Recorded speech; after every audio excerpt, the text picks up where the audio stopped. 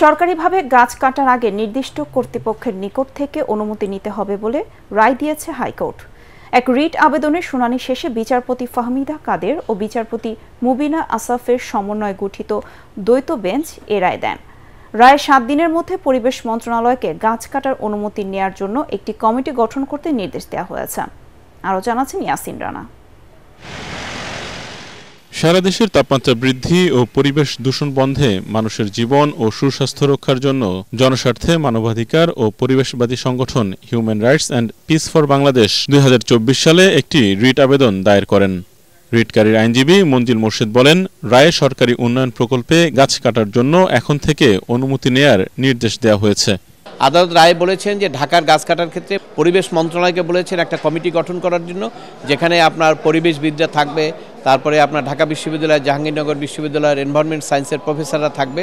এদেরকে নিয়ে একটা কমিটি, যারা অনুমতি দিলে পরে সেই গাছটা কাটা যাবে। সারা দেশে সরকারিভাবে গাছ কাটা বন্ধে জনপ্রশাসন মন্ত্রণালয়কে সার্কুলার দিতেও বলা হয়েছে রায়ে।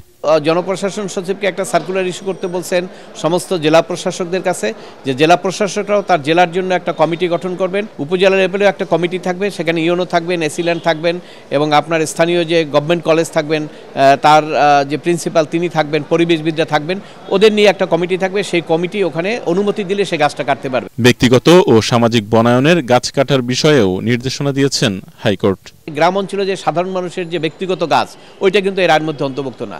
কিন্তু আরেকটা জিনিস বড় হলো যে বিভিন্ন রাস্তায় যেখানে সামাজিক বনায়ন বিধিমালার অধীনে সাধারণ মানুষ যে গাছগুলো লাগিয়েছে ২০ বছর পরে তাদেরকে বিক্রি করে অর্থ দিতে হয়, এটির ব্যাপারে আমরা যে আবেদন করেছিলাম, আদালত সেটাই বলেছেন যে এখানে আর অর্থ তাদেরকে দিতে হবে, দাম নির্ধারণ করে, কিন্তু গাছগুলো কাটা যাবে না। এছাড়া এদিন হবিগঞ্জ সদরে শতবর্ষী চন্দ্রনাথ ও টাউন মডেল স্কুল পুকুর ভরাট করে পৌরসভার মার্কেট নির্মাণ কাজে নিষেধাজ্ঞা দিয়েছেন হাইকোর্ট। ইয়াসিন রানা, এটিএন বাংলা, ঢাকা।